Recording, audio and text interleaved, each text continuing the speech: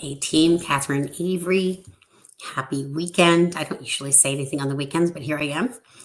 Catherine, Neurozesty coach. And I want to talk today about one of the biggest lies our ADHD brains tell ourselves, which is this: I'll get to it later. And then we realize that later became next week, next month, or never. Sound familiar? You look at that task, that pile of papers, that email, those taxes, that thing you've been meaning to do, and your brain says, not now, but I'll get to it eventually. If you have ADHD, you've likely lived this cycle more times than you can count. So I'm here to tell you, you're not lazy and your brain isn't broken. You're just stuck in a pattern built on a myth that hits especially hard for ADHD brains. What we ADHDers tell ourselves, like our excuses, we call them reasons, and excuses masking as reasons. I'll get it. I'll figure out a system when things settle down. Do they ever settle down? I don't think so. I need to wait until I have more time to focus. Hard to say about that.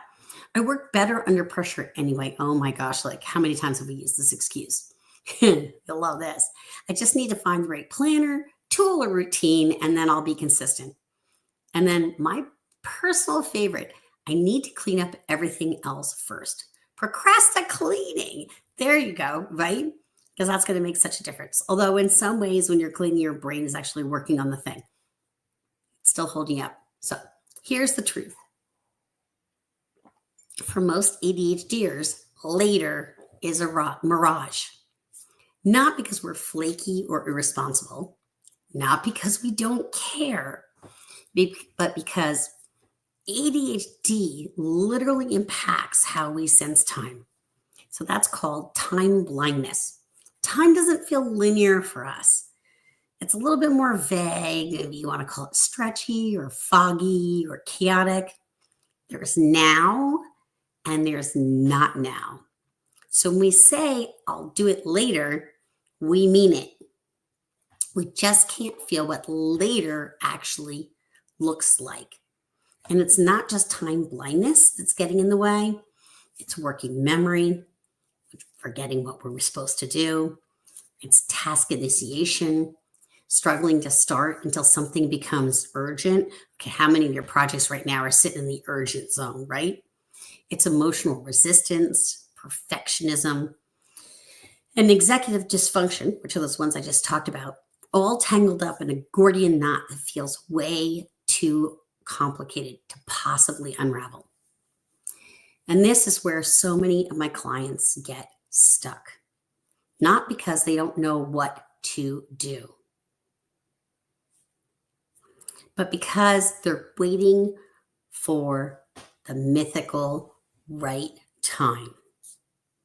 So here's the reframe I want to offer you, especially if you have ADHD. What if you stopped waiting for the perfect moment and started taking imperfect action that supports future you?